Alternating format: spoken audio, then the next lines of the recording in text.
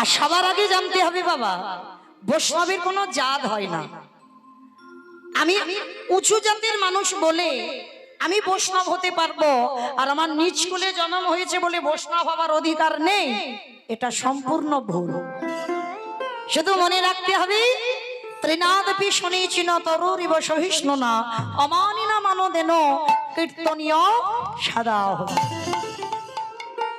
এইটা মনে রাখতে হবে, মনে রাখলেই বৈষ্ণবতা অর্জন হবে। তা এই যে রোহিতাস, আচ্ছা মা, কি এমন অন্যায় করেছিল, কি এমন ভুল করেছিল যার জন্য ছেলেটা মুচির কোলে জন্মালো? আর কি এমন সুকর্ম করেছিল যার জন্য বাবা ভগবান তাকে বিচার করে বৈষ্ণব সমাজের শ্রেষ্ঠ বৈষ্ণব করলো? চলেন আমরা সবটা আজকে জানবো আজ বিষয়ের মধ্যে। তবে রোহিতাস কি অপরাধটা করেছিল এইটা আগে আমরা জানবো। আর এটা জানতে গেলে রোহিতাসের আগের জন্মের ঘটনাতে যেতে হবে। কেমন? একটু মা মন দিয়ে শুনবেন। এই আগের জন্ম আর এ জন্ম, এই দুটো জন্ম করতে করতে যেন গন্ডগোল না হয়। কেমন?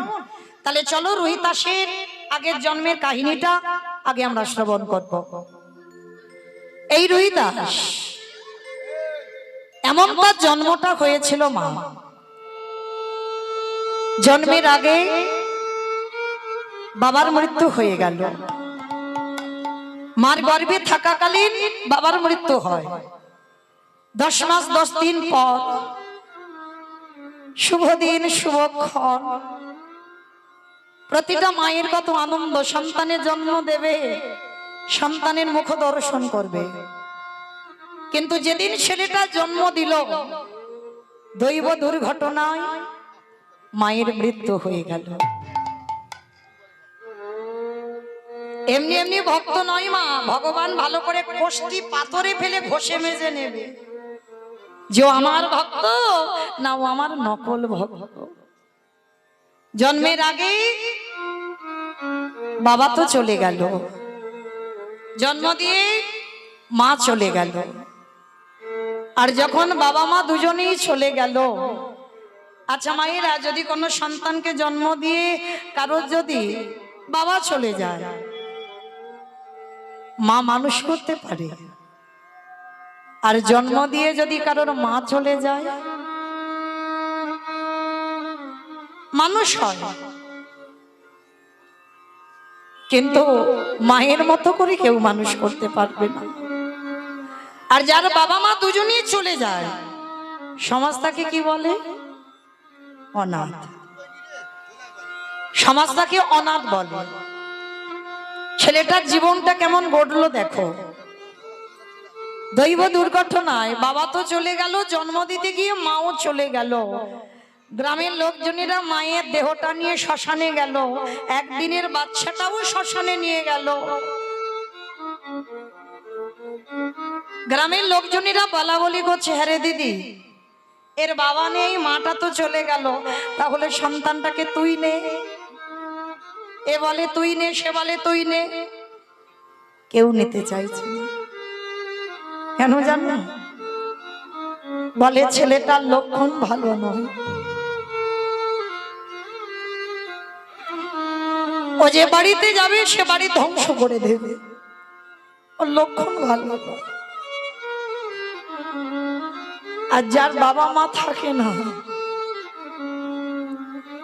যার জীবনে ঘটেছে সে জানে তার কি দোষ।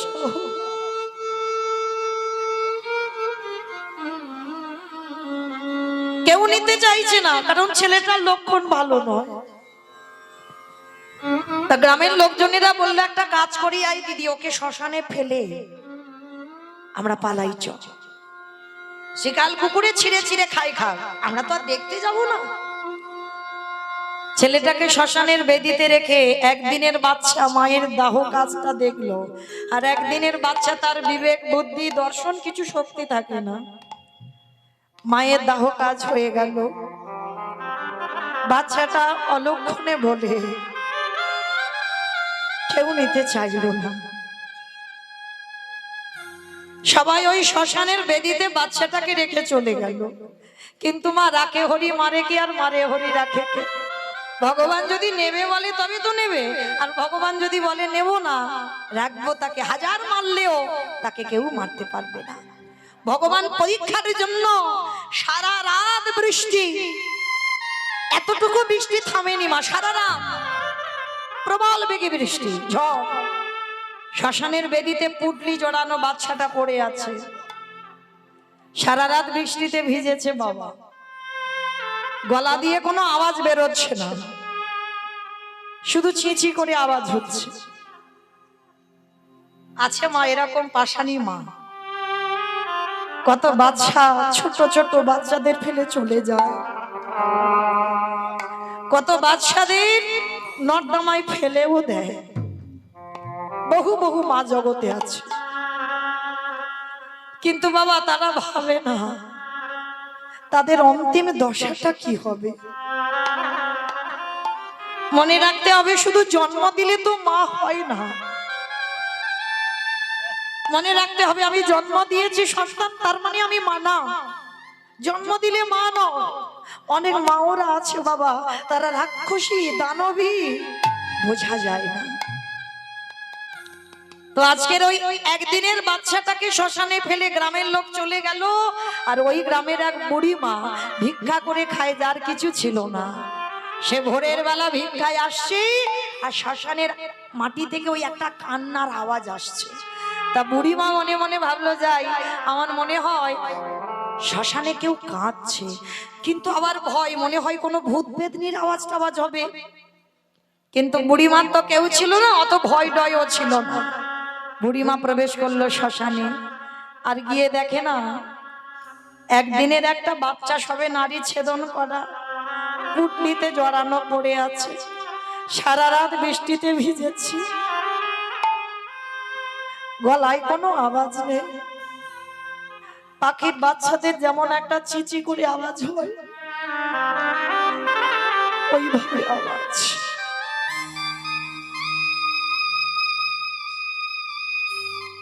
যখন ওই আওয়াজ হচ্ছে, বুড়িমা কোলে করে নিয়ে বলছে, বাবা বাবা বাবা ঠাকুর, সেই তো তুমি আমার কাছে কারো দাওনি, ভালোই হলো, আমার কেউ নেই আর এরও কেউ নেই।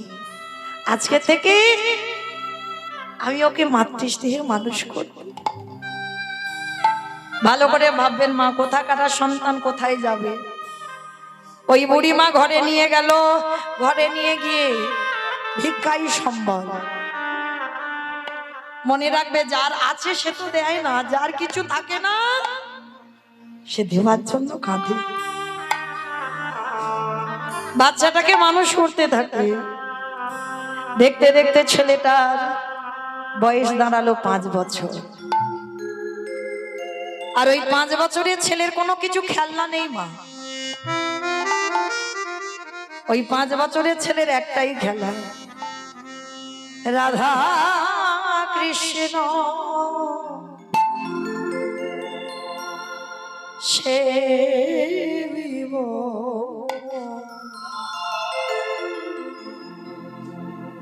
পারলাম না তো মা আমাদের ছেলেদের মানুষ করতে। আমাদের ছেলেদের কত কিছু খেলনা, আবার একটা মোবাইল দিলে যেন ভালো হয়। কিন্তু আজকের ওই যে 5 বছরের ছেলে, যে বাবা মা দুজনকে হারিয়েছে, তার একটাই খেলা, সে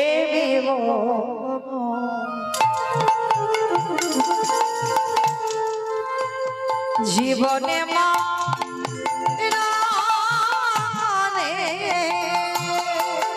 রাধা কৃষ্ণ সেবিব, জীবনে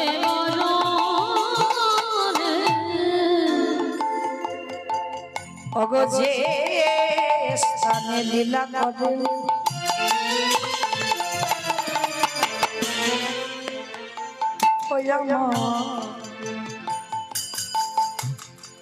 যুগলোকে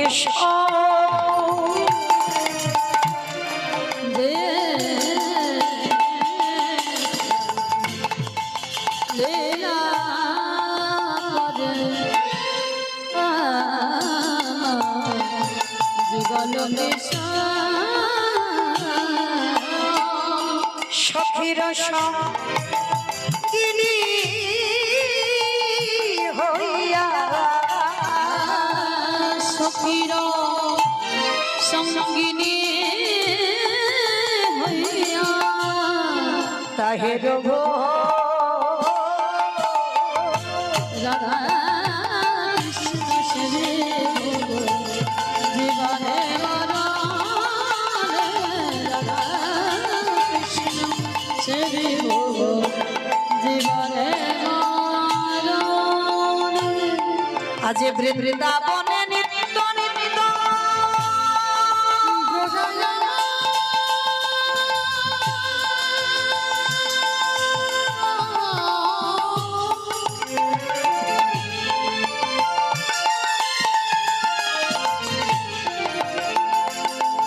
গোড়া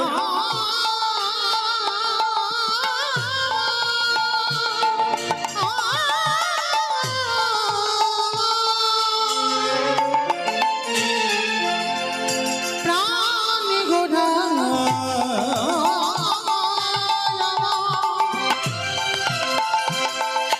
গোড়া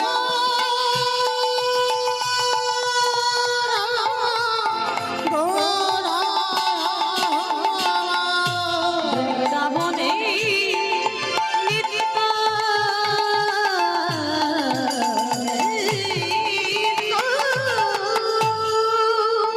অগজগল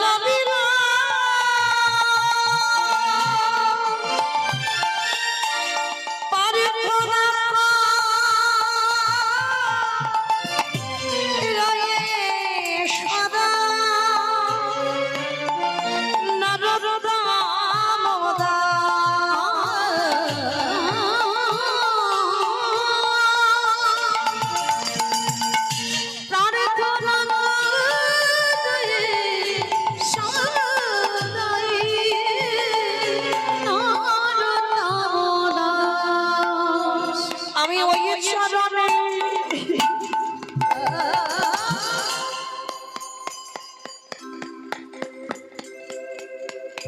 সবে সবেলা আমার দেহ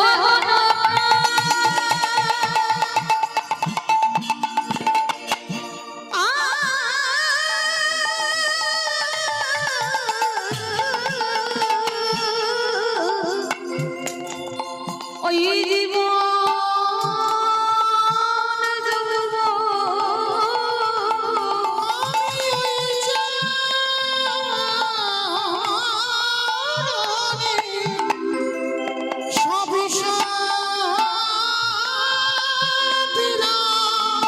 আমায় চটনে ছাড়া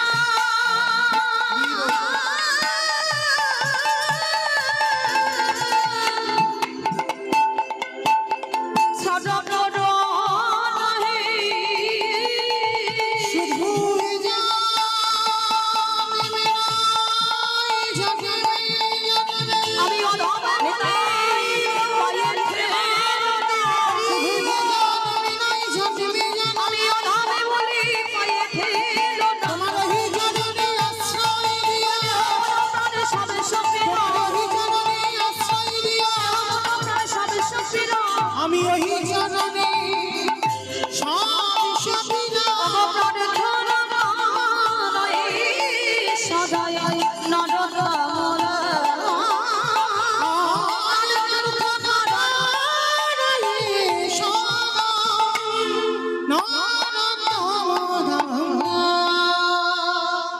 মায়েরা কিরকম পরীক্ষাটা দেখো।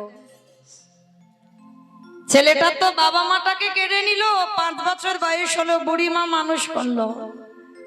3 দিনের জ্বরে বুড়ি মার মৃত্যু হয়ে গেল।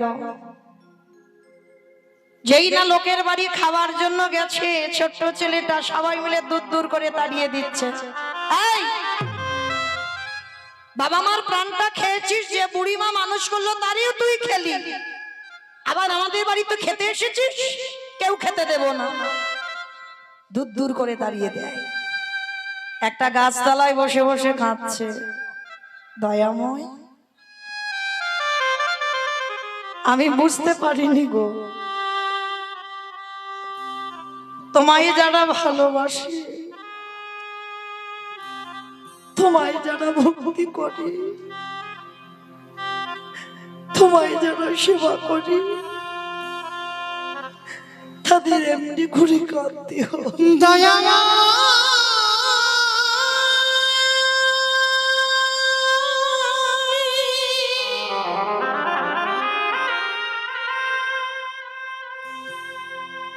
যে জন্য তোমায় ভালো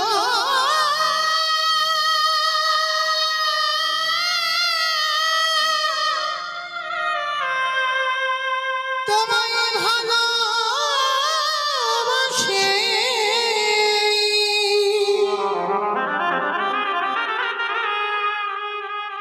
তারে দিয়ে এমনি করে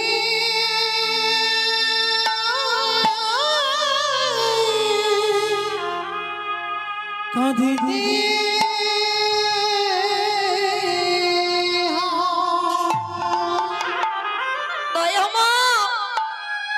আমি যদি একবারে জানতে পারতাম তোমাকে ভালোবাসলে এত কষ্ট পেতে হয়, নিঠুর নিয়তি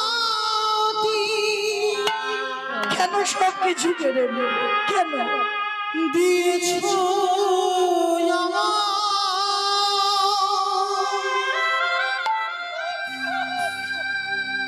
আখি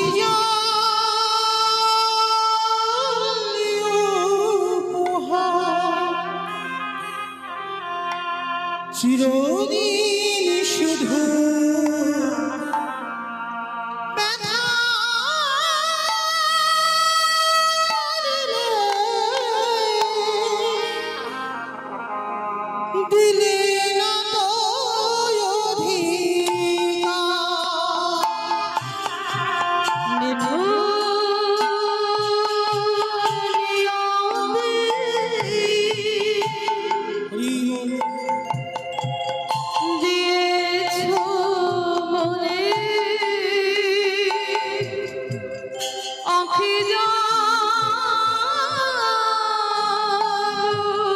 তো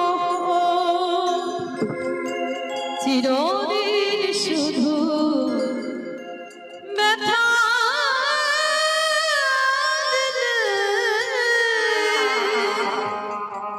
দিলে না নিঠুর নিয়তি দিয়েছ আখি জানি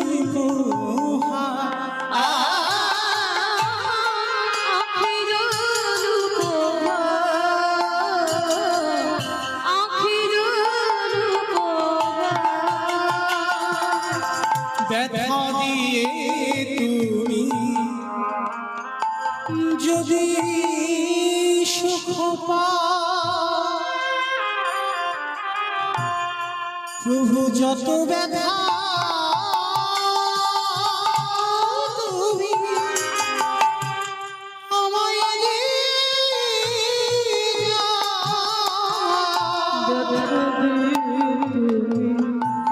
যত সুখ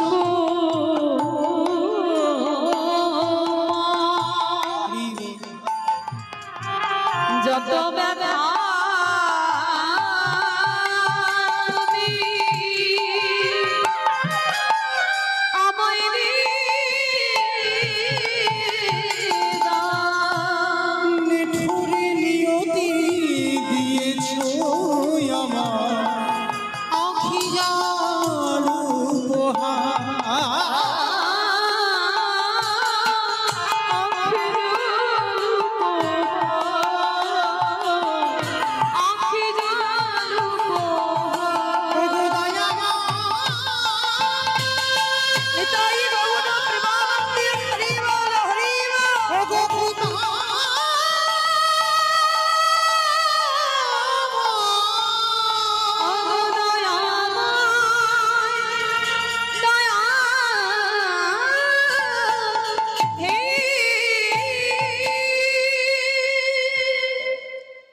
ছোট্ট ছেলেটার যে বুড়িমা মানুষ করলো সেও চলে গেল চিরজনবীর।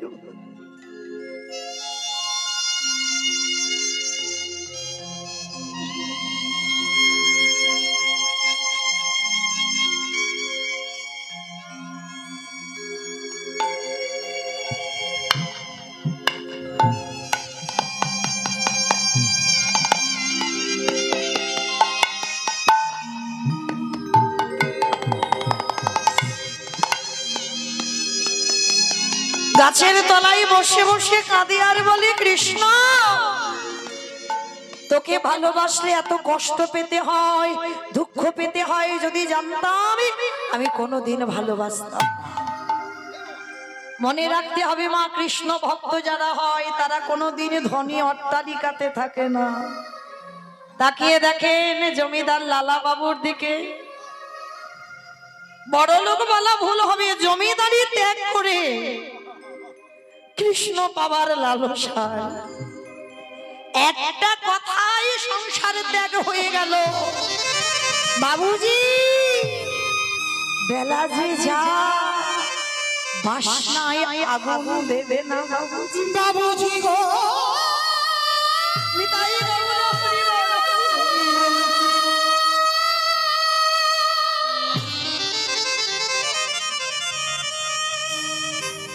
বেলা যে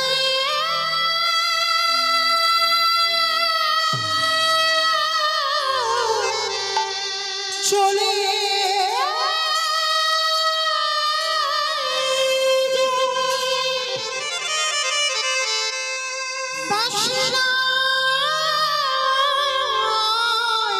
আর সময় রে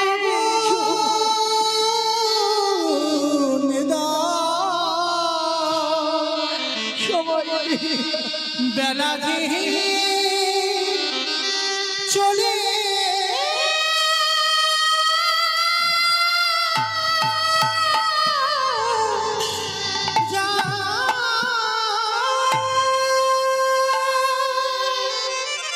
মনে রাখতে হবে বাবা, এই জগতে যত ধন সম্পদ থাকে না কেন, কেউ ধনী নয়।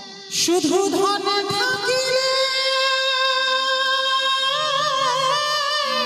টাকা পয়সা যাদের আছে তারা ধনী নয়। হয় না ধনী। কৃষ্ণ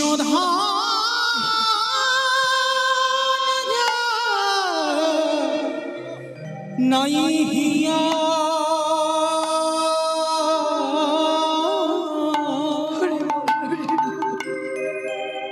ওগো কেবা ধনী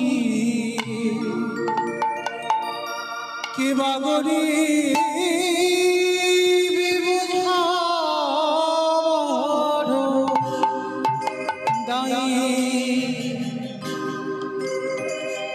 শুধু ধন থাকিলে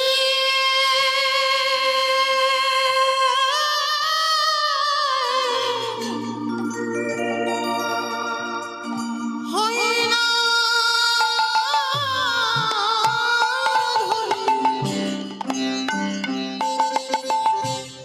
কৃষ্ণ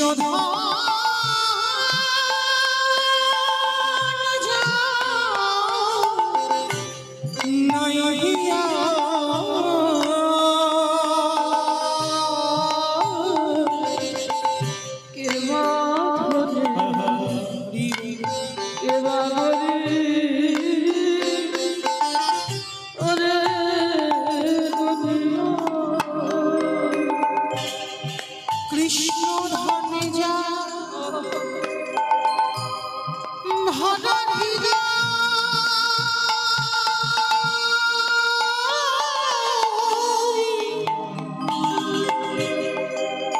সে দেবরা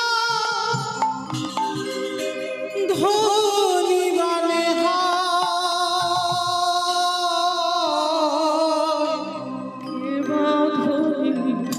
তার সাথে কি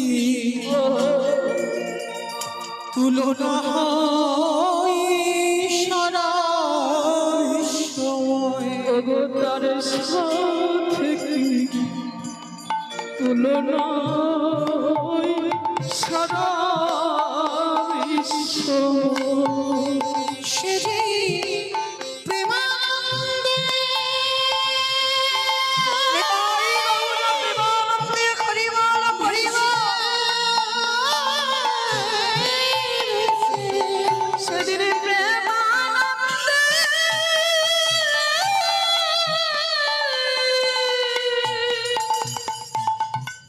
বিমান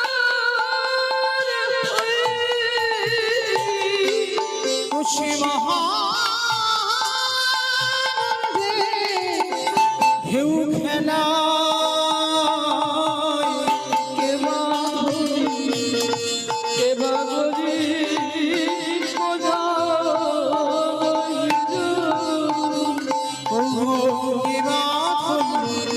কে বা গরিব হও না যত উজিরি রাজা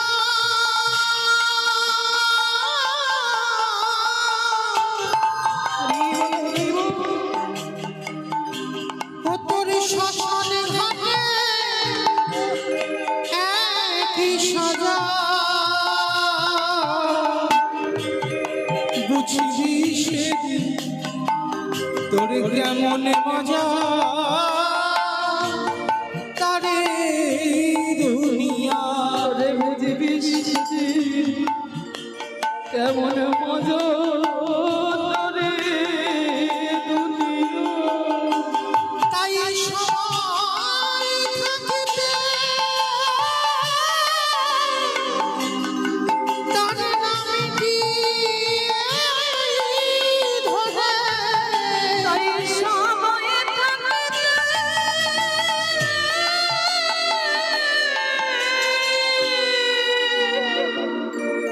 তার নামটি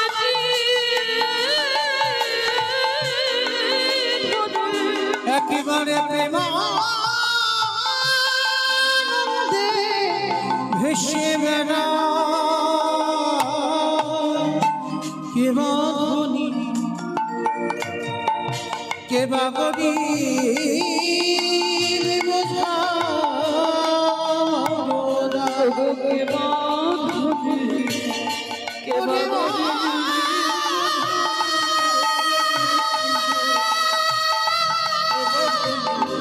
কে বা গরিব কে বা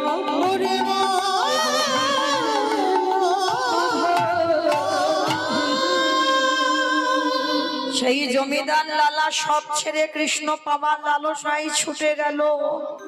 রঘুনাথ দাস গোস্বামী আদি সপ্তগ্রামে জমিদারি ত্যাগ করে রাধা কুণ্ডে ছুটে চলল কৃষ্ণ পাবার লালসায়। নরোত্তম দাস ঠাকুর জমিদারের ছেলে হয়ে কৃষ্ণ পাবার লালসায় ছুটল বৃন্দাবন। তাহলে কতটুকু ধনী, কতটুকু জমিদার, কতটুকু বড় লোক আমরা? ধনী তো সেই জন যার হৃদয়ে কৃষ্ণ প্রেম সম্পদ অর্জন আছে। নিতাই গৌর হরি বল। আর কৃষ্ণ পেতে গেলে আগে কাঁদতে শিখতে হবে। যত বেশি কাঁদতে পারবি তত কৃপা তাড়াতাড়ি হবে। কতটুকু তুলসী তলায় চোখের জল দিয়েছ কৃষ্ণ পাবি, কতটুকু কৃষ্ণ বলে কেঁদেছ কৃষ্ণ পাবে। আজকের সেই ছোট্ট ছেলেটা গাছতলায় কাঁদছে, বাবা মার মৃত্যু হলো, যে বুড়ি মা মানুষ করলো সেও চলে গেল, অনাথ হয়ে গেল।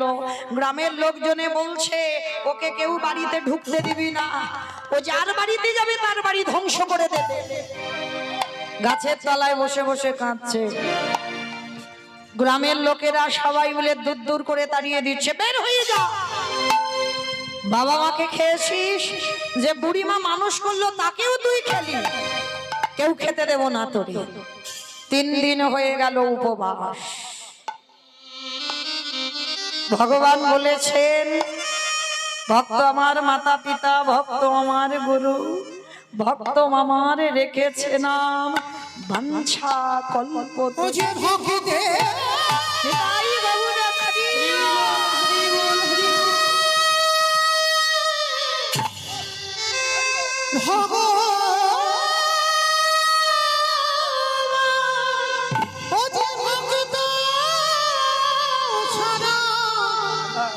রহিতে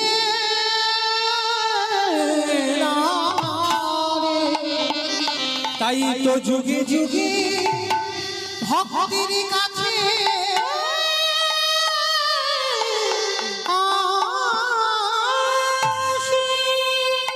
ভক্ত যেদিন সেবা দেয় সেদিন সেবা পায়, ভক্ত যেদিন না দেয় সেবা উপবাসী যায়।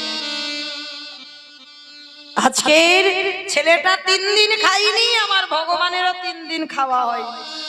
দেয় বলে তো খাওয়া হয়, আর না দিলে খাবে কি? দিচ্ছে না, খাওয়া হচ্ছে না। ভগবান একটা বৈষ্ণব সেজে লাঠি ঠুকতে ঠুকতে এসেছে, এই ছেলে দুটো খেতে দিবি? হায় রে, যে নিজের পেটের ভাত 3 দিন জোগাড় করতে পারিনি, তার কাছে ভগবান দাঁড়িয়েছে। এটা বাস্তব বাবা, যার আছে ভগবান তার বাড়ি যাবে না, আর যার কিছু নেই, যে দিনহীন পথের ভিখারি কাঙাল, তার ঘরে ভগবান আগে গিয়ে দাঁড়ায়। তো আজকের যেই না গিয়ে দাঁড়িয়েছে, তো ছোট্ট ছেলেটা বলছে, হায় হায় হায় হায় গো, আমি নিজে 3 দিন খাইনি, আমি তোমারে খেতে দেব কি?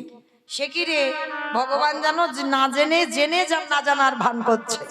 শোন, তুই তো 3 দিন খেতে পাসনি, একটা কাজ কর, ওই দূরে দেখা যাচ্ছে রামানন্দ স্বামীর আশ্রম, যা আজকে থেকে ওই রামানন্দ স্বামীর আশ্রমে তুই থাকবি। ছোট্ট ছেলেটার আনন্দ, ছুটতে ছুটতে গিয়ে গুরুচরণে আছাড় খেয়ে পড়েছে। গুরুদেব বলে উঠলেন, আরে পা ছাড়, পা ছাড়, পা ছাড়। আরে কে তুই? কোথা থেকে এসেছিস? এতটুকু ছেলে, দুধের বালক, নাম কি? থাকিস কোথায়? বাবা মাকে, বাড়ি কোথায়? অনেক প্রশ্ন। ছোট্ট ছেলেটার একটাই উত্তর, আমি অনাথ। ও, এই জন্য আমার পা দুটো জড়িয়ে ধরলি? তো শোন, আমার আশ্রমে থাকতে গেলে তোকে কটা নিয়ম মানতে হবে। বলো গুরুদেব, কি মানবো? শোন, তোকে মুষ্টি ভিক্ষা করতে হবে। কারোর বাড়িতে গিয়ে হাত পেতে কিন্তু কিছু চাইবি না। রাস্তা দিয়ে যাবি, 3 বাড়ি থেকে 3 জন মা দরজা থেকে বেরিয়ে এসে যদি মুষ্টি ভিক্ষা দেয়, সেই মুষ্টি ভিক্ষা করে আমার প্রভুর জন্য তুই রন্ধন করে দে। পারবি? পারবো, পারবো গুরুদেব। তবে মনে রাখবি, যেদিন ভুল করবি, অন্যায় করবি, সেদিন আমি তোকে গলা ধাক্কা দিয়ে আশ্রম থেকে বের করে দেব। দিন যায়, মাস যায়, বছর যায়। দেখতে দেখতে ভগবান মনে মনে ভাবলো, আর একটু যাচাই করতে হবে, দেখতে হবে ও আমার ভক্ত না আমার নকল। দেখি একবার। ভগবান ডাক দিল, পবন দে, বরুণ দে, ইন্দ্র দে, তোমরা এমন করে ঝড় বৃষ্টি তোলো যেন ও ছেলে আর বাইরে বেরোতে না পারে। তবে মনে রেখো, যেন আমার ভক্তের অঙ্গে আঘাত না লাগে। প্রচুর ঝড় বৃষ্টি, বজ্রপাত, বড় বড় গাছ ভেঙে ভেঙে পড়ছে। সেই সময় গুরু রামানন্দ ডাক দিয়েছে, এই ছেলে, এখনো বসে আছিস? মুষ্টি ভিক্ষায় যাবি না? গুরুদেব, গুরুদেব, এই ঝড় বৃষ্টি, কত মেঘাচ্ছন্ন আকাশ, মনে হচ্ছে কত রাস্তা অবরোধ হয়ে গেছে, কি আমাকে দেখতে পাবে, কি আমায় ভিক্ষা দেবে? দূর হয়ে যা। আমি তোকে বারবার বলেছিলাম আমার কথা অবজ্ঞা করবি না, মুষ্টি ভিক্ষা করে দিতে হবে। যাচ্ছি, যাচ্ছি গুরুদেব, আমি এক্ষুনি যাচ্ছি। ওই ঝড় বৃষ্টি মাথায় করে নিয়ে ছেলেটা বেরিয়ে পড়লো। কিন্তু যখন আকাশে প্রচুর ঝড় বৃষ্টি হয়, কোনো মা কি ঘর থেকে বাইরে বেরোয়? বেরোয় না। সারা গ্রাম ঘুরলো, কোনো মা মুষ্টি ভিক্ষা দিল না। ছেলেটা মনে মনে চিন্তা করলো, ওই তো জমিদার মার বাড়ি, ওই মা তো রোজ আমার ডাকে, আমি যাই না, কিন্তু গুরুদেব তো আশ্রমে আছে, গুরুদেব কি আমায় দেখতে পাবে? যাই, আমি ওই জমিদার মার কাছ থেকে কিছু চাল ডাল চেয়ে আনবো। এটাই হলো ছেলেটার জীবনে সব থেকে বড় কাজ। কারণ ও ছেলে বুঝতে পারলো না যে গুরুদেব রামানন্দ স্বামী যোগী পুরুষ। আশ্রমে থাকলে কি হবে? ধ্যানা যোগে বসে ত্রিনয়নে সব দেখতে পেয়ে যায়। জমিদার মার কাছ থেকে চাল ডাল এনে রন্ধন করে গুরুদেবের হাতে তুলে দিল। গুরুদেব যেমন ভোগ লাগায় আজও লাগিয়েছে। দরজা বন্ধ করে গুরুদেব বাইরে সেরে ধ্যানস্থ হয়েছে। প্রতিদিন গুরু রামানন্দ দেখে যে শিষ্য বসে বসে আমার ভগবান প্রসাদ পাচ্ছে, কিন্তু আজকে ধ্যানা যোগে দেখলো আমার ভগবান আসনে বসছে না। কি ব্যাপার? আমার প্রভু আসনে বসছে না কেন? ও, মনে হচ্ছে আমার সেবায় কোনো ত্রুটি হয়েছে। ডালাটা বের করে এনে বাদ দিয়ে নতুন করে পারস সাজিয়েছে, আবার নিবেদন করেছে, আবার ধ্যানাযোগে বসেছে। ভগবান প্রসাদ পাচ্ছে না। প্রশ্ন করলো রামানন্দ স্বামী, এত বড় সাধক ছিল, প্রভু আজকের আসনে বসে তুমি প্রসাদ পাচ্ছ না কেন? দৈববাণী বলল ভগবান, রামানন্দ তুই প্রতিদিন মুষ্টি ভিক্ষা দিস বলে আমি তোর আশ্রমে প্রসাদ পাই, কিন্তু আজকে তোর শিষ্য ঘোর অন্যায় করেছে, অযাচিতভাবে লোকের বাড়ি থেকে হাত পেতে চেয়েছে, আর সেই চাওয়ার দণ্ড আমার জন্য রন্ধন করে দিয়েছে। তুই জানিস না যে একবার সন্ন্যাসী হয়ে যায় তার গৃহস্থের প্রসাদ পাওয়া নিষিদ্ধ? তাই আজকের পর থেকে তোর এই আশ্রমে আমি আর প্রসাদ পাবো না। গুরুদেব রেগে গিয়ে ডাক দিল, এই ছেলে এদিকে আয়, আগে শেষে এদিকে আয়। ছোট্ট বাচ্চা এসে বলছে, গুরুদেব গুরুদেব আমায় ডেকেছ, সত্যি করে বল তুই মুষ্টি ভিক্ষায় গিয়েছিস? আর দেখবেন বাবা, যারা ছোট বাচ্চা তারা মিথ্যাটা আগে বলে না, সত্যি আগে বলে ফেলে। ছোট্ট বাচ্চা বলে উঠল, গুরুদেব গুরুদেব জানো এই মেঘাচ্ছন্ন বৃষ্টি পড়ছে, আমাকে তো কেউ মুষ্টি ভিক্ষা দেয়নি। আর জানো গুরুদেব, আমি এক জমিদার বাড়িতে গিয়ে আমি অনেক চাল ডাল এনেছি, আর যা এনেছি আমাকে এক সপ্তাহের ভিক্ষায় যেতে হবে না। অপদার্থ, তোর এত বড় স্পর্ধা, তুই গুরু বাক্য লঙ্ঘন করেছিস, গুরুদেবের ভজন নষ্ট করেছিস, গুরুদেবের ভজন থেকে সরিয়ে দিয়েছিস। আমি এই মুহূর্তে বেরিয়ে যা, আমার আশ্রম থেকে তুই এক্ষুনি বেরিয়ে যা। গুরুদেব গুরুদেব আমি বুঝতে পারিনি গুরুদেব, বিশ্বাস করো আমাকে তাড়িয়ে দিলে আমি কোথায় থাকবো? আমার তো কেউ নেই, আমি কোথায় যাব? কি আমায় দুটো খেতে দেবে? বেরিয়ে যা, যেদিকে দু চোখ চাই সেই দিকে চলে যাবি।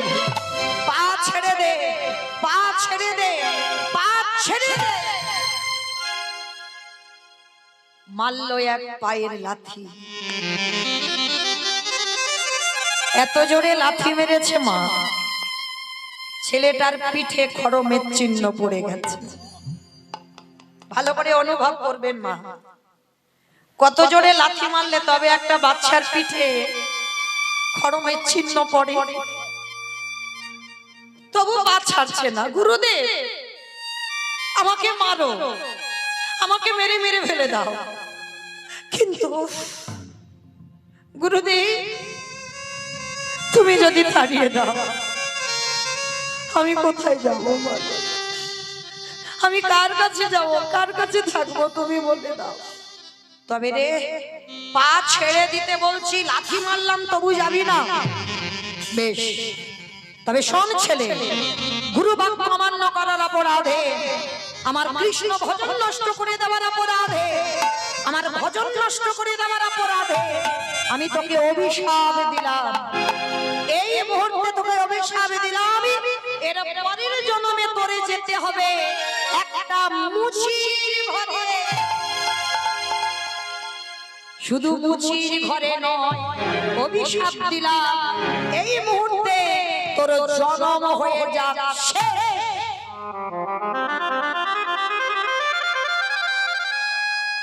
5 বছরের ছেলে। কতটুকু ছেলে, এতক্ষণ গুরুচরণ ধরেছিল, আর যেই না অভিশাপ দিল তোর মুচির ঘরে যেতে হবে, পাটা ছেড়ে দিয়েছে। ওগো দয়াল গুরুদেব, আমার উচ্চ কুলে জন্ম দাবার নিজ কুলে জন্ম দাও, আমার যে কুলে জন্ম দাও না কেন, আমি রাম জানি না, নারায়ণ জানি না, কৃষ্ণ জানি না। হে দয়াল গুরুদেব, আমি মুচি কুলে যাব বটে গুরুদেব, আমি যেন গুরু চরণ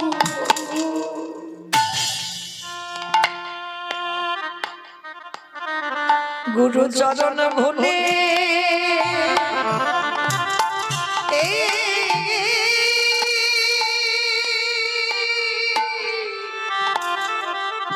ভুলে না যায়। আমার যে ভুলে জানা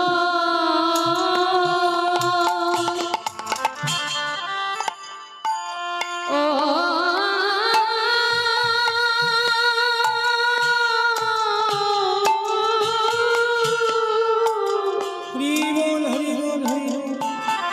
আমার যে ভুলে জানা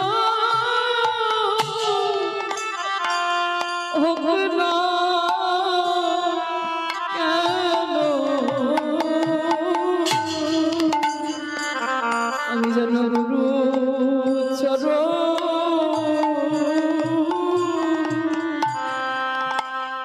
চরণে ভুলে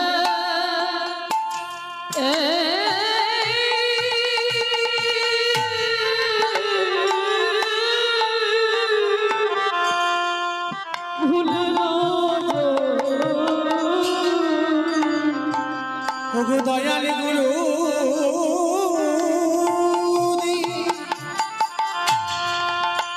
তোমার ওই চরণে আমার এই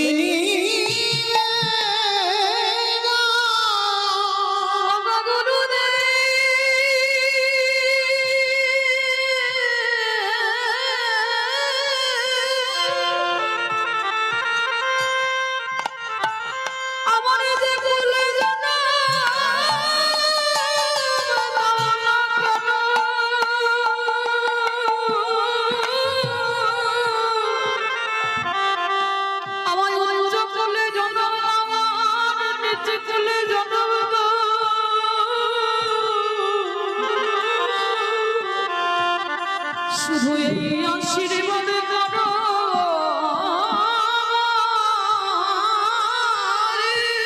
দয়ালে গুরুদেব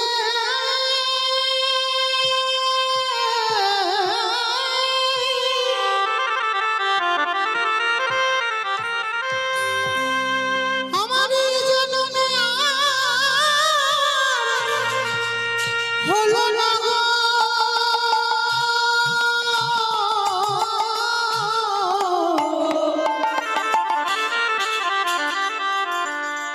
পর জন্মে বলে যদি কিছু থাকে ওগো গুরুদেব আমি নিবেদন জানাই রাখি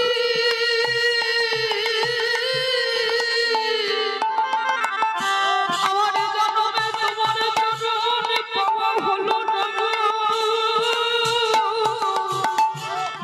পর জন্মে যেন তোমার চরণে ভুলি না। ওগো গুরুদেব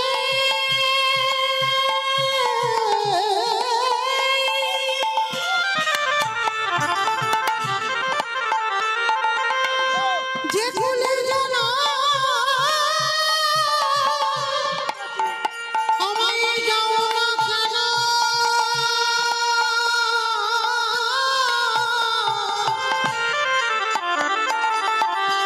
সেই জন্মে পেয়ে গুরু চরণ জানা আমি ভুলে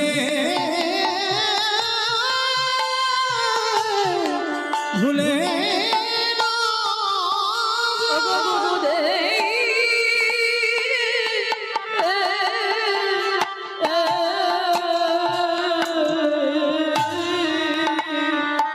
যেন তোমার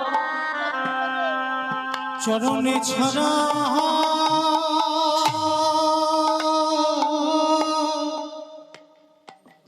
ছাড়া পড়ো ও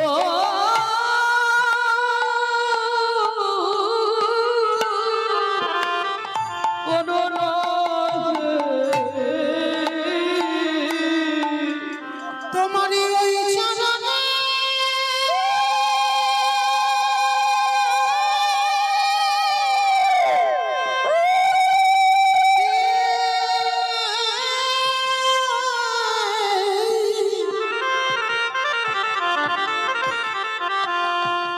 তোমারই ওই চরণে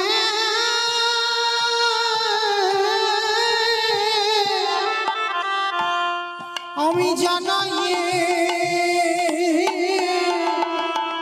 রাখলাম।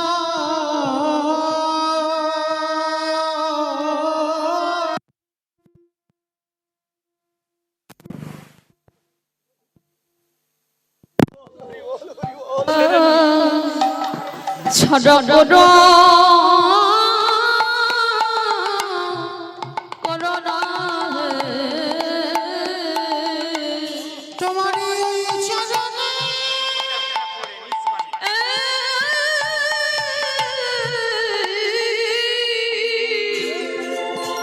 আমার ওই চরণে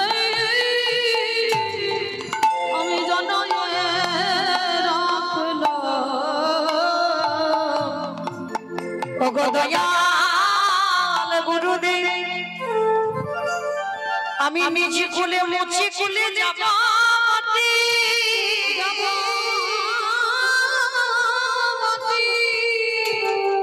তব চরণে আমি জানাই রাখলাম।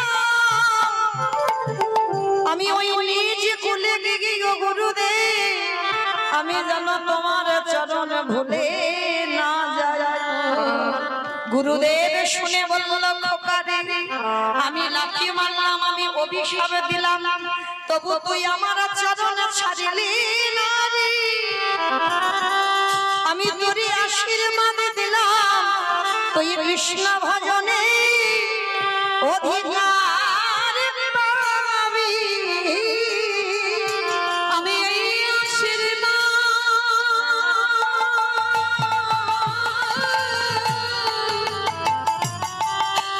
করে রাখলাম।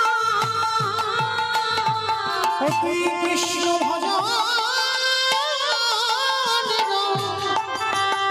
অধিকার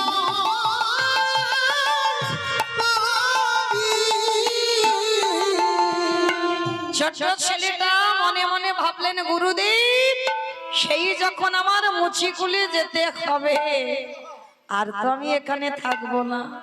ছেলেটা যেই না ওই বারাণসী নদীর জলে ডুব দিতে গেল, পা পিছলে ছেলেটা বারাণসী নদীর জলে মৃত্যু হয়ে গেল। কারণ গুরু রামানন্দ স্বামী অভিশাপ দিয়ে রেখেছে, আজকের দিনেই তোর মৃত্যু হবে। আর মৃত্যু যদি কপালে থাকে মা, ও যত ঘরের মধ্যে বন্দি থাকো না কেন, তোমার মৃত্যু কেউ রোধ করতে পারবে না। ও মৃত্যু অনিবার্য আসবে। ও তুমি যত আগলে বসে থাকো না কেন, মৃত্যু হবেই হবে। ওই জন্য বাবা শাস্ত্র বলছে, কে যে কিভাবে মরবে সেটা কেউ জানে না, কেউ বলতে পারবে না কে কিভাবে মরবে।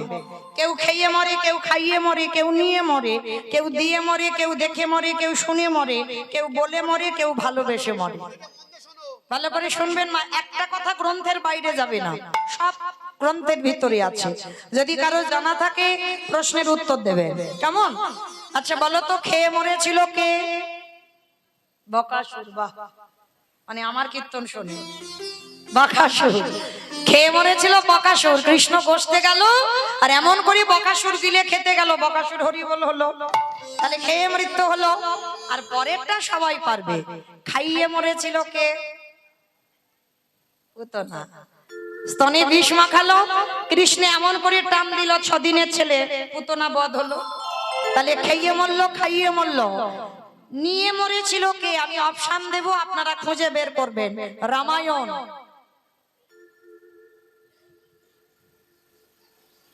ভুলে গেছো? বলো বলো, আমি অপশন দিয়েছি। রামায়ণ নিয়ে মরেছিল। ভাবতে হবে, শুধু আমি একা ভাববো?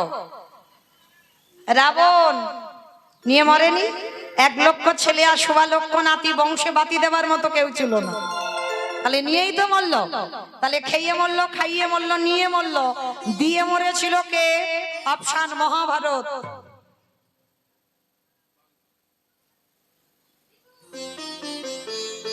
কর্ণ কবচ কুণ্ডল দিল না, ওই জন্য তো কর্ণ বধ হলো কুরুক্ষেত্রের মাঠে, না হলে হতো না। তাহলে দিয়ে মরলো, তাহলে খেয়ে মরলো, খাইয়ে মরলো, নিয়ে মরলো, দিয়ে মরলো। শুনে মরেছিল কে? মহাভারত।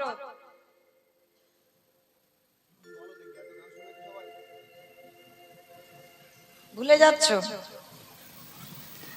অশ্বত্থামা হতমানি ইহায় আমি সত্য জানি, ইতি গজ পড়ে গেল না, ইতি গজ পড়ে গেল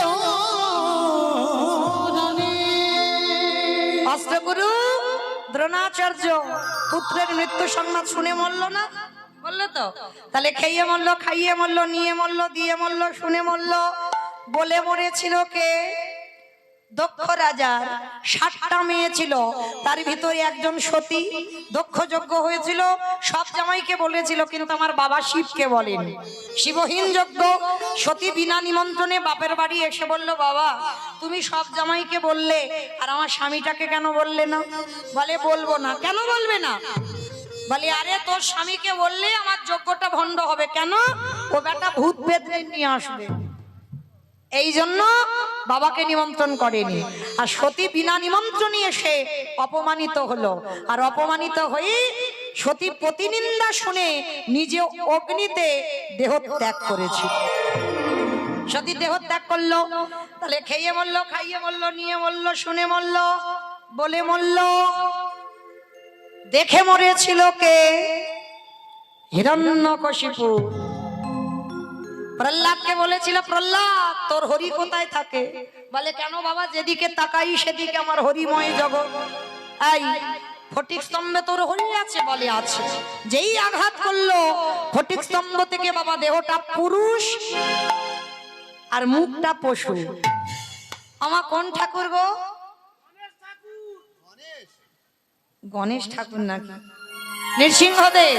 ওই রূপটা ধরে বাইর হলো, আর রূপটা ধরে যখন বাইর হয়েছে হিরণ্যকশিপুর হেঁটে উঠেছিল খিলখিল করে। পারবে না, কারণ ব্রহ্মা আমাকে বর দিয়েছে আমি অমর। ভগবান হেসে বলছে, আরে মূর্খ, যে বর দিয়েছে সে নিজেই অমর নয়, আর তুই কি করে অমর হবি?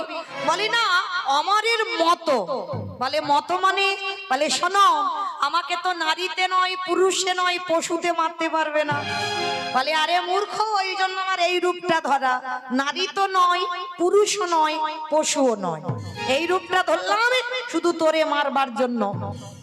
বলে পারবে না। বলে কেন? বলে আমি জলে মরবো না, স্থলে মরবো না, অন্তরিক্ষে মরবো না। বলে মারবো না, আমি মারবো আমার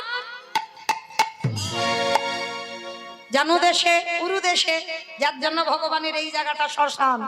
মেরেছিল না হিরণ্যকশিপুরকে? হিরণ্যকশিপুরকে যেই না উরুতে রেখেছে, বলে পারবে না, যত চেষ্টা করো। বলে কেন? বলে আমি ঘরে মরবো না, ঘরের বাইরে মরবো না। ভগবান বলে ঘরে মারবো না, বাইরে মারবো না, মারবো তোর ঘরে চৌকাটের উপরে দাঁড়িয়ে। বলে তবু পারবে না। বলে কেন? বলে আমি দিনে মরবো না, রাতে মরবো না। দিন রাতের মাঝখানে গোধূলি বেলায় মরেছিল। বলে তবু মারতে পারবে না। বলে কেন? বলে শোনো, আমি মাসে মরবো না, বারেও মরবো না। এই জায়গায় আমার ভগবান একটু মাথায় হাত দিয়েছিল। হরি বল। মাসে মরবে না, বারে মরবে না। আমার কোন মাসকে মাস বলে না, কোন বারকে বার বলে না? মল মাস, পুরুষোত্তম মাস। আমার কথা নয়, মহাজনগত পন্থা। এই পুরুষোত্তম মাস মানে চলতি কথায় বলছি মল মাস। এই মল মাস সৃষ্টি করেছিল হিরণ্যকশিপুরকে মারবার জন্য। তাহলে খেয়ে মরল, খাইয়ে মরল, নিয়ে মরল, দিয়ে মরল, শুনে মরল, বলে মরল, দেখে মরল। আর একটা বাকি আছে, ভালোবেসে মরেছিল কে? বলো। আমি বলেছি গ্রন্থের বাইরে যাবে না, ও ঋতুপর্ণা। মানে সারা 24 ঘন্টায় ও সিনেমায় ডুবে থাকে। মানে ফোনটা ওই করে করে শেষ, মানে সারাক্ষণ গাড়িতে ওই সিনেমা। হ্যাঁ, ঋতুপর্ণা মরেছে, সেই বইটাই মরেছে। হরি বল। ভালোবেসে মরেছিল রাজা দশরথ। কাকে ভালোবেসেছিল মা? রামকে, কইকেয়ী মাকে। দশরথের 750 বউ ছিল, ভগবানের 16,108টা, রাবণ রাজার ছিল 10,000, আর দশরথের ছিল 750। বললে সারা রাতে ফুরাবে না। কেন যে বিয়ে করেছিল এর একটা কাহিনী আছে বাবা, কিন্তু এখন বলবো না, সব বলে দিলে হবে না। হরি বল, পরে বলবো, আবার তো আসবো। সাগরপাড়া নরসিংহপুর সব আছে। রাধে। একটু যদি কিছু না রাখি, সব যদি এক জায়গা বলে দিই, তাহলে সেগুলোই কি করব? তো চলো, এই 750 বউয়ের মধ্যে 3টে প্রধান, কৌশল্যা, কৈকেয়ী, সুমিত্রা, আর 3 জনের মধ্যে সব থেকে একজনকে বেশি ভালোবাসতো, সেটাকে কৈকেয়ী মা। অনেকে আছে না বাবা একটু বউ পাগল মতো, বাস্তবে আছে দেখবেন, মানে যেখানে যাবে বউর সঙ্গে সঙ্গে যাবে, যেখানে যাবে বউকে নিয়ে যাবে। দশরথ যুদ্ধে যাবে, সেও কৈকেয়ী মাকে নিয়ে যাবে। আর কায়দা করে 2টো বর চেয়েছিল। প্রথমবারই ভরত রাজা হবে, দ্বিতীয়বারই রামে যাবে 14 বছর বনবাস। আর এই যে 2টো বর কায়দা করে চাইলো, রাম যখন বনবাসী হলো, দশরথ কেঁদে কেঁদে অন্ধ, আর অন্ধ হয়ে বিছানায় পড়ে একটা অভিশাপ দিয়ে গেছে। বলবো? বলি, আমাদের দেয়নি, আমার দাদা ভাই, বাবা ঠাকুর ভাইরা যারা যারা বিয়ে থা করেছে তাদের দিয়েছে। কি দিয়েছে জানো? দশরথ বলল, কলিরজি, তোরা যেন আমার মতো কেউ বউকে ভালোবাসিস, ভালোবাস, খবরদার কারোর যেন বউ মাথায় চড়ে না বসে। আর যাদের যাদের বউ মাথায় চড়বে, বলে তাদের দশা আমার মতো হবে। আমি মনে গেলাম, তাদের দশা আমার মতো হবে। ছেলেটা আজকে যেই না বাবা স্নান করতে গেল, পাপ পিছলে ছেলেটা জলে ডুবে গেল। মৃত্যু যদি থাকে কেউ রোধ করতে পারবে না, ঘরের ভিতরে থাকলে মৃত্যু হবে। পা পিছলে ছেলেটা মরে গেল জলে। আর মৃত্যুর পর ওই ছেলেটা আসছে কোথায়?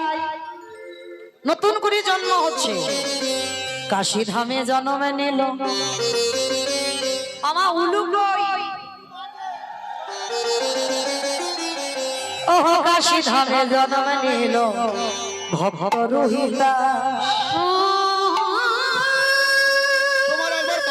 তুমি শুনতে পারলে না? কাশী ধামে জন্ম নিল ভক্ত রহিলা।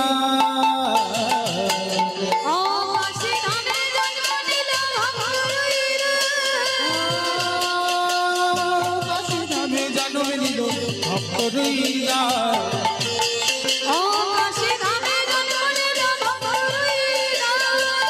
ধ্বনি ধ্বনি ধ্বনি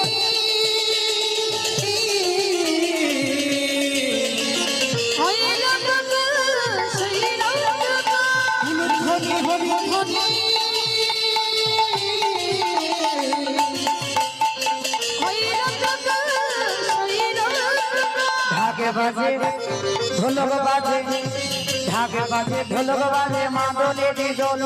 ঢাকে বাজে ঢোলক বাজে, মাদলে দিদল। বাজে ঢোলক বাজে মাদলে দিল। ঢাকে বাজে ঢোলক বাজে, মাদলে দিদল। উলুধ্বনি শঙ্খ ধ্বনি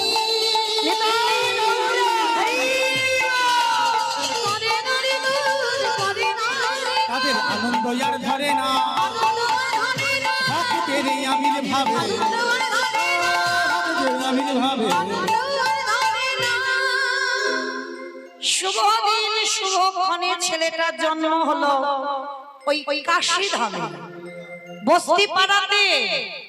বাবা, ছেলেটার নাম রুইদাস নয়, এটা তো টাইটেল। যেমন আমার নাম মৌমিতা ঘোষমন্ডল, ওটা টাইটেল।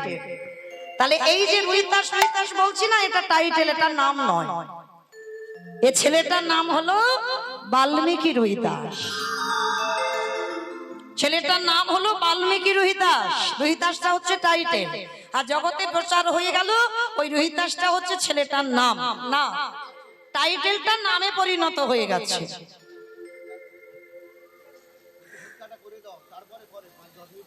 বেশ, তো ছেলেটার জন্ম হলো মা, জন্মাবার পরে হয়ে গেল জাতিস্বর। আচ্ছা মা, এখানে কারা কারা জাতিস্বর আছে একটু উলুধ্বনি দাও তো দেখি।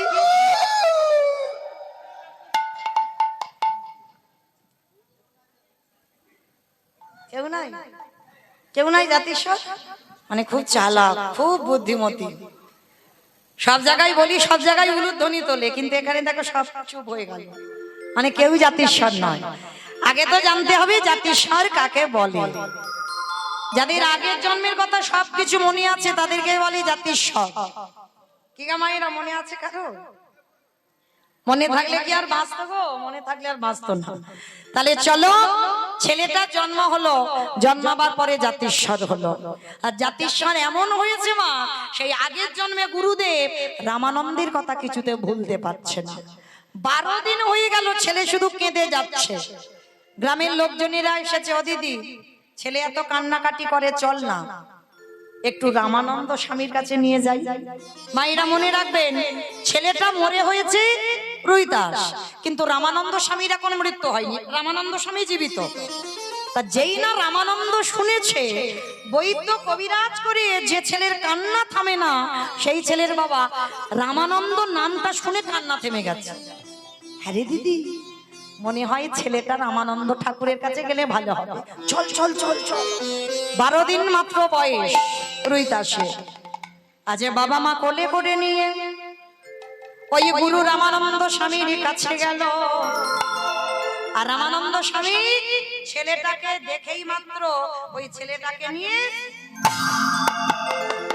আর বুকে করে নিয়ে বাবা পিঠে একবার হাতটা বুলিয়েছে। আর যেই না বুলিয়েছে সঙ্গে সঙ্গে গুরুদেব চমকে, কে সত্যি করে বল তুই কে? আচ্ছা মা চমকে উঠলো কেন? বেশ বেশ, সেই যে আগের জন্মে গুরুদেব লাঠিটা মেরেছিল, পিঠে লাঠিটার চিহ্ন রয়ে গেছে। ছেলেটাকে ধরে বলছে চল। 12 দিনের ছেলের কানে দীক্ষা মন্ত্রটা দিয়ে দিল। আর দীক্ষাটা দিয়ে গুরুদেব বলছে চলো তোমাদের বাড়িতে তোমার এই রুইদাসকে রেখে। না গুরুজি, আমরা মুচি, আমরা ছোট যাচ্ছু। মুচি হইয়া সুচি হইয়া যদি কৃষ্ণ ভজ, যদি কৃষ্ণ সুচি হয়ে মুচি হয়, যদি কৃষ্ণ 12 দিনের ছেলের কানে আসল কাজটা করে দিল, আশীর্বাদ দিল। এক মুখে অভিশাপ দিয়েছি মুচি কুলে যাবি, আর এক মুখে আশীর্বাদ দিলাম জগতে যত কৃষ্ণ প্রেম ভক্তি তোর মধ্যে উদয় হোক। সব থেকে বড় শক্তি গুরু আশীর্বাদ পেয়ে গেল। আর যেই না পেল, দেখতে দেখতে বাবা ছেলেটা বড় হলো, দৈব দুর্ঘটনায় বাবার মায়ের মৃত্যু হলো। দেখবে মা, যখন ছেলেরা ছোট থাকে তখন কোনো চিন্তা ভাবনা থাকে না, বাবা মার ঘাড়ে সব। আর বাবা মার মৃত্যুর পর তখন তো কাঁধে বাবা একটা চাপে দায়িত্ব। তার রুইদাসের বাবা মার মৃত্যু হয়ে গেল, কি করে সংসার চলবে? এই রুইদাস শুরু করেছে বাবা নতুন করে একটা ব্যবসা। কি ব্যবসা? আর এই রুইদাসের ছিল মা জুতোর ব্যবসা। তবে আমরা যে ব্যবসায়ী বাবা, আমরা তো লাভ খুঁজি, মানে কতটা রোজগার বেশি করা যাবে, আমরা এই রকম ব্যবসায়ী। কিন্তু রুহিদাস সেই রকম ব্যবসায়ী নয়। রুহিদাসের ব্যবসাটা কেমন না, রুহিদাসের ব্যবসাটা হলো বাবা প্রতিদিন 2 জোড়া করে জুতো বানায়। 1 জোড়া জুতো বিনা পয়সায় ফ্রিতে দিয়ে দেয় ভক্ত সেবায়।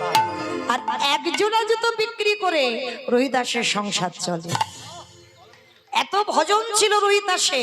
তো একদিন আমার ভগবান বসে বসে চিন্তায় পড়েছে যে ছেলেটা তো মুচি, ছোট যা, সমাজ যাকে বলে, কিন্তু ওকে জাতে তুলবো কি করে? ভগবান চিন্তায় বসেছে। আর চিন্তায় বসে মনে মনে চিন্তা করলো, দাঁড়াও ছেলেটাকে একটু কৃপা করতে হবে। কিরকম কৃপা?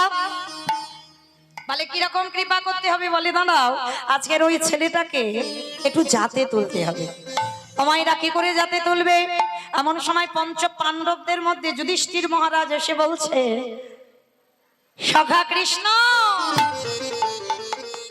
ও সখা, এখন এমনি করে দাঁড়িয়ে রইলে? আচ্ছা তুমি তো জানো পিতামহ ভীষ্মকে সরসজ্জায় দিয়েছি, অস্ত্রগুরু দ্রোণাচার্যকে বধ করেছি, 100টা ভাইকে বধ করেছি, ভগ্নিপতিকে বধ করেছি, তাতে তো পাপ হয়েছে। রথী মহারথীরা সব দেহত্যাগ করেছে, পাপ হয়েছে। তা ভগবান চালাকি করে চতুরালি করে বলছে, হ্যাঁ তা তো একটু হয়েছে কৃষ্ণ, তাহলে সকল পাপ থেকে মুক্তি পাবো কি করে? এটা ভগবানের ছলনা। বলছে শোনো, মুক্তি যদি পেতে হয় তোমাদের একটা কাজ করতে হবে। কি কাজ? না তোমাদের বৈষ্ণব সেবা দিতে হবে। বলি সখা তুমি যে কি বলো না, ও তো একবার দিয়েছিলাম, রাজস্বাই যজ্ঞ করলাম, আবার কিরকম বৈষ্ণব সেবা দেবো? বলে শোনো, বৈষ্ণব সেবা দিয়েছো কিন্তু প্রকৃত বৈষ্ণব সেবা হয়নি। এই যখন বৈষ্ণব সেবা দেবে, প্রত্যেকের গ্রাসে গ্রাসে স্বর্গে জয় ঘন্টা বাজবে, আর যখনই স্বর্গে জয় ঘন্টা বাজবে তখন জানবে তোমরা সকল পাপ থেকে মুক্ত। তবে হ্যাঁ, আর একটা কথা, যে কেউ গেলে হবে না, যেতে হবে তৃতীয় পাণ্ডব অর্জুন। বলে যেতে হবে তৃতীয় পাণ্ডব অর্জুনকে। তাই এবার অর্জুন এসে হাজির হয়েছে, সখা আমি যাব বটে, ও বেটা যাতে আমার ওই মুচির ছেলে ধারে কাছে আসতে না পারি তার একটা ব্যবস্থা করব। তা এইবার কৃষ্ণ চরণ ধুলাটা নিয়ে আজকের অর্জুন যাচ্ছে কোথায়? বেদনা হারে জয় শ্রী মুরারে নম নম প্রভু নম নম। বেদনা হারে জয় শ্রী মুরারে নাম নম প্রভু নাম নম। সন্ধ্যা সকাল ডাকি যে তোমাকে, সন্ধ্যা সকালে ডাকি যে তোমারে। মহরিরি বেদনা হারি নিতাই গৌর প্রেমানন্দে হরি বল হরি নম প্রভু নম নম নম নম নম।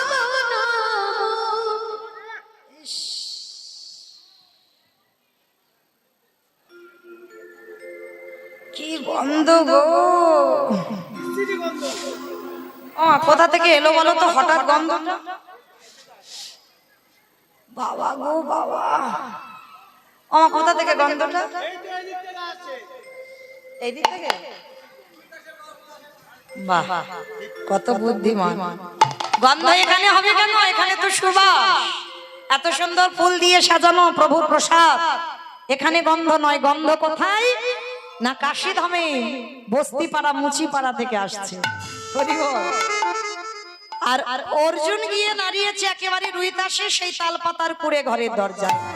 আর রুহিদাস হাতে করে কামে মুখে বলে না, কি গো আমরা বলি না কখন নাম করব, ছেলে পুলে মানুষ করব, রান্না বান্না করব, না কখন কি করব?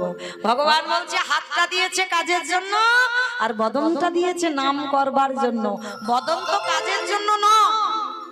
তার রোহিতাস বসে বসে জুতো সেলাই করছে, আর তৃতীয় পাণ্ডব অর্জুন এসে বলছে রোহিতাস, আর রোহিতাস। যেই না শুনতে পেয়েছে তাড়াতাড়ি বেরিয়ে এসেছে। পার্থ, পার্থ তুমি এসেছো? যারে রথের সারথি আমার ভগবান, সেই অর্জুন এসেছে আমার দুয়ারে। এসো এসো পার্থ, আমার দুয়ারে এসো, আমার কারোর কাজে লাগে। এইবার অর্জুন বলছে শোনো রুহিদাস, আমার তো আসার ইচ্ছা ছিলই না, শুধু কৃষ্ণ বলল ওই জন্য আমি এলাম। শুনলাম তুমি নাকি নতুন করে বৈষ্ণব হয়েছো, তা শোনো তুমি যদি প্রকৃত বৈষ্ণব হও আমার বাড়ির কাছে যাবে, আর যদি বৈষ্ণব না হও আমার বাড়ির ধারে কাছে নবনান্য ধ্বংস করতে যাবে না। আমা এটা নিমন্ত্রণ বলে? এত বড় কথা বললো, কিন্তু বৈষ্ণবতা অর্জন করা তো সোজা নয়। প্রথমেই বলেছি ত্রিনাদপি শুনেছি না তরুরিব সহিষ্ণু না অমানি না মানো দেন কীর্তনীয় সদা হতে। হৃদয়টা ঘাসের থেকে নরম করো। যেমন দেখো এত বৃষ্টি হচ্ছে, গাছ একবারও বলেনি আমার মাথায় ছাতা ধরো। কত রোদ কত গরম গেল, বলেনি আমার মাথায় ছাতা ধরো। গাছের মতো সহিষ্ণুতা অর্জন করো, অমানিনীকে মান দিতে শেখো। আবার মনে রেখো কেউ যদি ভুল করে তোমার এক গালে চড়ও দেয়, তুমি আর একটা গাল বাড়িয়ে দিও। তোমার স্বভাব সর্বদা যেন নত ভাব হয়, তৃণ স্বভাব। আজকের রোহিতাসের স্বভাবটা দেখো, যেই না হাতটা জড়ো করে বলছে পার্থ আমি মুচি না আমি বৈষ্ণব সে তো আমি জানি না, সে জানে আমার কৃষ্ণ দয়াময়, তবে আমি যাব। তুমি দুপুরবেলা এলে আমার বাড়িতে একটু স্নান করো, প্রসাদ পাও, তারপরে তো অসম্ভব। আমি ক্ষত্রিয় কুলের ছেলে, আমি তৃতীয় পাণ্ডব অর্জুন, আর আমি কিনা প্রসাদ পাবো একটা মুচির ঘরে? অসম্ভব। রোহিতাস বলছে, পার্থ তোমার সখা কৃষ্ণ আমাকে তো মুচি কুলেই জন্ম দিয়েছে। একটা চামড়ার পাত্রে করে বাবা সরিষার তেল এনেছে, এই নাও। বলে কি এটা? বলে দেখো না। বলে তেলটা মাথাতে দাও, স্নান করো, দুপুর বেলা এসেছো। সর্বনাশ! কৃষ্ণ আমাকে কোন নরকে ফেললি বল? এই নরকে কি মানুষ আসে? নাকটা চেপে ধরেছে, জানা গন্ধ, আরো দুর্গন্ধ বের করছে। কৃষ্ণ কেন? তাহলে অর্জুন তুমি মনে করো তোমার রথে সারথি আমি ভগবান, কিন্তু তুমি তো জানো না যত রথ বসিয়াছে, যত দুয়ারে বসিয়াছে, প্রত্যেকের রথের সারথি আমি কৃষ্ণ। তুমি ভুলে যাচ্ছ শুধু তোমার সারথি নয়, আমি প্রত্যেকের দেহ রথের সারথি। কি গো, সারথিটা আছে বলে রথটা চালাচ্ছে বলে এত দাম, আর যেদিন সারথি এই দেহ রথ থেকে নেমে যাবে, বলি কে বলো বন্ধু, কে বলো বন্ধু, সকল মায়া ছেড়ে চলে যেতে, সকল মায়া ছেড়ে চলে যেতে হবে। আসবে। এইবার কি করবে মা? উপায় নেই, তেল মাথায় দিতে হবে। তেলটা দিয়ে বলছে, শোনো, তাহলে তেল যখন দিয়েছি এবার জল তো দিতে হবে। জল কই? পার্থ, ওই যে দূরে দেখা যাচ্ছে একটা কুয়ো, দেখো ওই কুয়োর উপরেই জল, ওখানে জল কাটিয়ে তুমি স্নান করো। যেই না কুয়োর কাছে গেছে বাবা, চারিদিকে বড় বড় পোকা বাইছে। বাবা গো, কি গন্ধ! বড় বড় পোকা বাইছে, আর জানা গন্ধ দ্বিগুণ গন্ধ বের করছে আমার কৃষ্ণ। এইবার কুয়োর কাছে গেছে,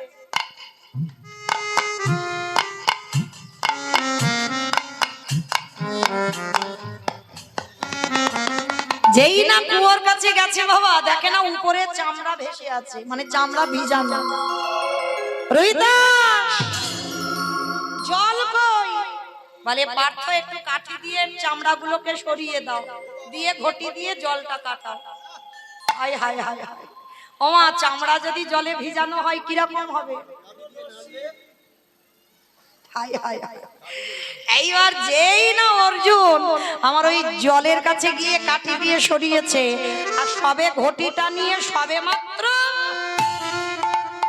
জলটা কাটাতে যাবে, দেখে কিনা জলের ভিতরে আমার মকর বাহিনী গঙ্গা বসে আছে, গঙ্গা বসে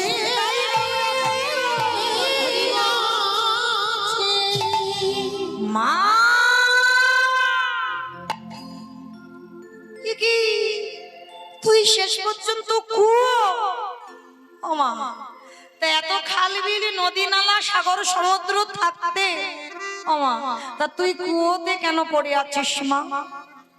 মা কুয়োর তলার নিচে চলে গিয়ে বলছে, অর্জুন তুই আমাকে ছুবি না, তুই হচ্ছিস পাপী। আমি পাপী? বলে তুই শুধু পাপী নস, তুই হলি মহাপাপী। আমি মহাপাপী? বলে হ্যাঁ, তুই আমার চরণে নয়, ভগবানের চরণে নয়, বৈষ্ণব চরণে অপরাধ করেছিস। বৈষ্ণবের বাড়িতে যদি হয় ক্ষুদ্র অপরাধ, মহা মহা ভজনেতে পড়ে যায়।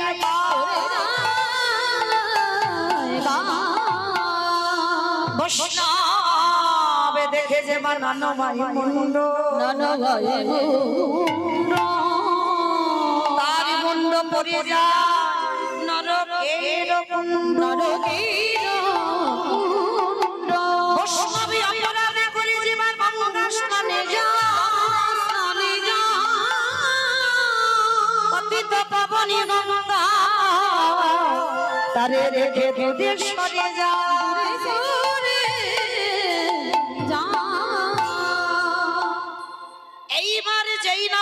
তুই মহাপাপী। অর্জুন প্রশ্ন করলো, আচ্ছা তুমি আমাকে মহাপাপী বলছো কেন মা? আচ্ছা মানলাম আমি মহাপাপী, তা তুমি এত সাগর সমুদ্র থাকতে তা তুমি রোহিতাসের কুয়োর জলে কেন? রোহিতাস সব এই জগতে কোটি কোটি মানুষ সবাই অপরাধ করি আমার জলে ডুবি দিতে যায়। কি গো মাইরা গঙ্গা স্নানে যান তো? গঙ্গা স্নানে কেন যান? সারা বছরে যত পাপ কর্ম করেছি সব গঙ্গার জলে ধুয়ে যা, এর জন্য তো গঙ্গার জলে যান, তাই না? কিন্তু একবারও ভেবেছো আমাদের যত পাপ মা গঙ্গাকে দিয়ে এলাম, আর মা গঙ্গাকে কোথাও ধুতে হবে না? কোটি কোটি মানুষের পাপ তাকেও তো কোথাও ধুতে হবে, তাহলে পতিত পাবনী গঙ্গা কোথায় ধোবে? অর্জুনকে বলছে, অর্জুন এই কোটি কোটি মানুষের পাপ সাগরে ডুব দিলে ধোয়া যায় না, তাহলে মা সমুদ্রে ডুব দে, বলে তবুও ধোয়া যাবে না। খাল বিল নদী নালা পুকুর ঘাট যেখানে যাও না কেন এই কোটি মানুষের পাপ ধোয়া যাবে না। আমি রোহিতাসের কুয়োতে কেন জানিস? সারা দিন চলে যায়, দিনান্তে একবার রোহিতাসের দুটো চরণ আমার বক্ষে তুলে দেয়। আরে রোহিতাস হলো প্রকৃত বৈষ্ণব, আর ওই রোহিতাসের চরণ যুগলা পরশে পেয়ে আমার কোটি কোটি জনমের পাপ ধুয়ে যায় মা। ওই বৈষ্ণব পরশে পেয়ে কোটি কোটি জনমের পাপ ধুয়ে যায় মা। আস্তে এইবার লক্ষ্য করেন, যেই না অর্জুন বুঝতে পেরেছে নিজের ভুল, রোহিতাসের চরণে গিয়ে ষষ্ঠাঙ্গে দণ্ডবত প্রণাম। রোহিতাস আমায় ক্ষমা করে দাও, তুমি যাবে আমার বাড়ি নিমন্ত্রণ রইল। বলে না যাব তো তখন আমার বাড়ি প্রসাদ পাও, শাক সিদ্ধ অন্ন, বড় কাঙাল তো প্রসাদ দিয়েছে। অর্জুন বলছে ওইভাবে প্রসাদ পাবো না, আগে তুমি প্রসাদ পাও, তোমার ওই উচ্ছিষ্ট প্রসাদ তুমি একবারে আমায় দাও। ভগবানকে নিবেদন করলে প্রসাদ হয়, আর ওই প্রসাদে যখন ভক্ত সেবা করে ওটা মহা মহা মহা প্রসাদ।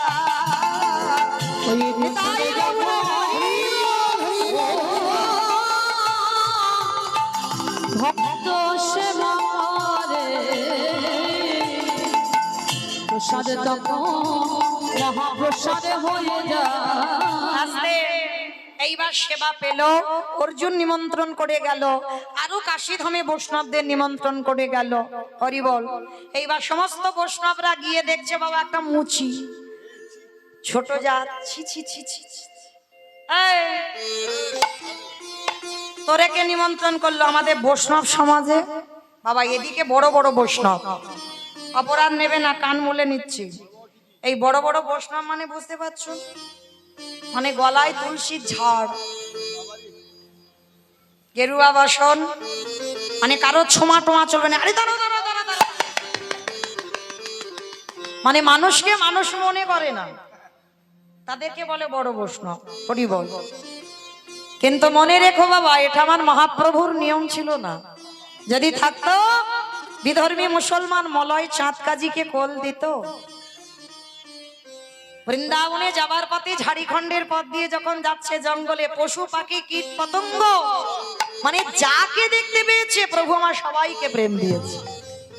ভগবানের কাছে জাতের বিচার হয় না, কে নিচু কে উঁচু এ বিচার ভগবানের হয় না, এটা মানুষরা করেছে নতুন করে।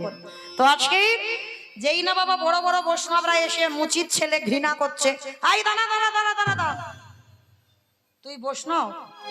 তা তুই যদি বৈষ্ণব হোস তোর পইতে কোথায় দেখা? রোহিতাসের পইতে ছিল না, দেখলেই বোঝাই যাবে না যে বৈষ্ণব। কি বাবা আমরা তো দেখে মনে করি বৈষ্ণব না, ভগবান চিনবে চরণে, ভক্ত চিনবে নয়ন।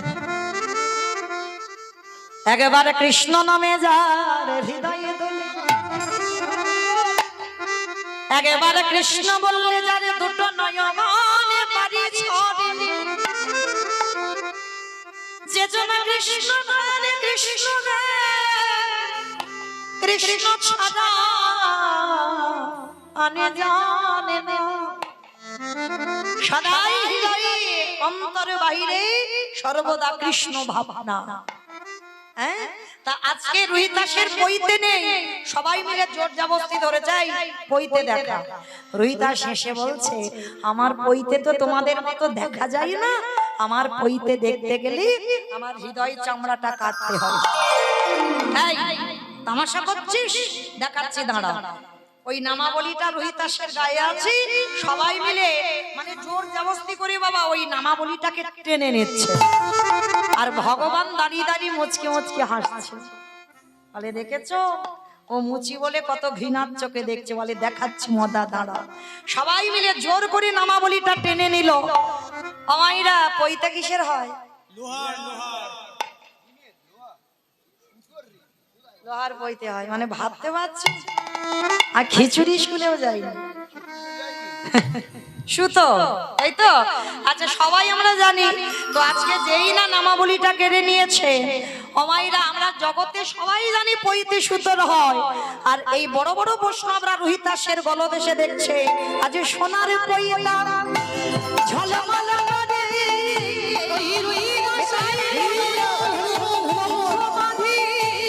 সোনার পইতা ঝলমল করে, কইরা রহিদাসের হৃদয় মাঝে সোনার পইতা ঝলমল করে। সোনার পইতা দেখে তবুও বিশ্বাস হলো না। বৈষ্ণব সমাজে একজন বৈষ্ণব মেনে নিল না। সবাইকে বলছে, ও মুচি, ওকে এক ধারে প্রসাদ দেবে। আর এদিকে এদের আলাদা ভাবে দিয়েছে। দ্রৌপদী পঞ্চ ব্যঞ্জন অন্ন বানিয়েছে। আমার ব্যঞ্জন মানে বোঝো, তরি তরকারি, অন্ন মানে ভাত বানিয়েছে, সবাইকে প্রসাদ দিয়েছে। রোহিতাসেরও প্রসাদ দিয়েছে এক ধারে, সেবা পেয়েছে। আর সেবা পেয়ে কি হবে বাবা, সে ঘন্টা বাজে না। এ কি ছুটে গেল অর্জুন, সখা ঘন্টা বাজলো না কেন? বলে দ্রৌপদী অপরাধ করেছে। কি অপরাধ?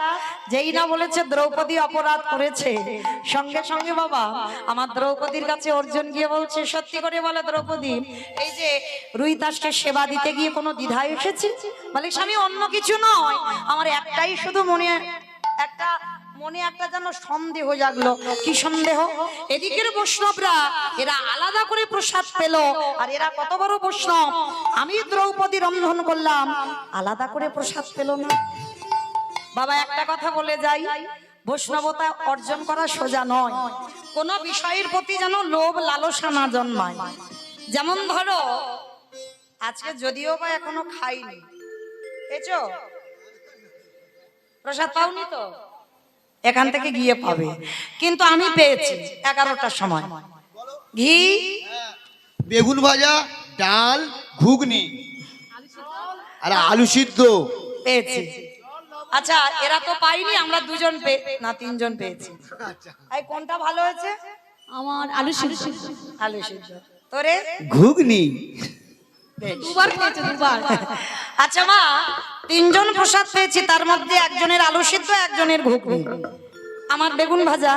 আচ্ছা ভালো করে ভেবে দেখেন, যারা বৈষ্ণব হবে ওই যে ঘুগনি, আলু সিদ্ধ, বেগুন ভাজা আলাদা আলাদা করে পেলে হবে না। এই যে বেটা ঘুগনি ভালো হয়েছে বলে দুবার নিয়েছে, এই লোভ যেন না জন্মায়। মানে যা কিছু পাবে সব একসঙ্গে মাখাতে হবে, আর একসঙ্গে মাখিয়ে ভোজনে চ জনার্দন বলি বদনে নিবেদন করো। এইবার রোহিতাস তো প্রকৃত বৈষ্ণব, আজকের ঘন্টা বাজলো না, দ্রৌপদী অপরাধ করে ফেলেছে। এইবার নতুন করে রন্ধন করে দ্রৌপদী সেবা দিয়েছে। যখনই সেবা দিল, একসঙ্গে মাখিয়ে ভোজনে চ জনার্দন বলে ভোজনে চ জনার্দন বলে যেই না নিবেদন করেছে, সঙ্গে সঙ্গে হলো কি গো, সর্ব হতে জয় ঘন্টা বাজিতে লাগিল, সর্ব হইতে জয় ঘন্টা বাজিতে লাগিল, উলুধ্বনি হরিধ্বনি করিতে লাগিল, জয় রাহ জয় রাহ, জয় রাহু জয় রাহ, জয় রাহ জয় রাহ, ভক্তির নামে তোমরা, জয় রাহ জয় রাহ, ভক্তির নামে তোমরা, জয় রাহ জয় রাহ। আস্তে সেবা হলো, ঘন্টা বাজলো, পাপ থেকে মুক্তি হলো। মাইরা আজকে যারা যারা লীলাটা শুনলাম, জীব শিক্ষা কি পেলাম? লীলা গাইলে হবে না। ভগবান নিজের জন্য জগতে কিচ্ছু করেনি, সব জীব শিক্ষা, সমাজ শিক্ষা। তাহলে আজকের কি শিখলাম? প্রকৃত যদি আমরা অপরাধ করে ফেলি, একটা ভক্ত সেবা দাও, একটা বৈষ্ণব সেবা দাও। পঞ্চ পাণ্ডবদের মতো ব্যক্তি যাদের সঙ্গে স্বয়ং ভগবান বর্তমান, তারাও অপরাধ করলো, আজকের বৈষ্ণব সেবা দিয়ে পাপ থেকে মুক্তি পেল। আমরাও বৈষ্ণব সেবা দেব, দিলে আমাদেরও জীবনে যদি অপরাধ থেকে থাকে, সকল অপরাধ থেকে আমরা মুক্তি পাবো পাবো পাবো। নিতাই গৌর হরি বল, হরি বল। রোহিদাস বলল, প্রভু একবার তুমি সেই রূপে আমার সামনে দাঁড়াও। মাইরা বিদায়। আমার দিদি ভাই আসছেন, লীলা কীর্তন পরিবেশন করবেন। আর কালকের আবার দুপুর বেলা ঠিক এই সময় আবার দেখা হবে। আপনারা জানেন সূর্য পূজার ডালা নিয়ে আসতে হবে। চলো, শ্যামের বামে দাদা গেল, নবীন কিশোরী গো।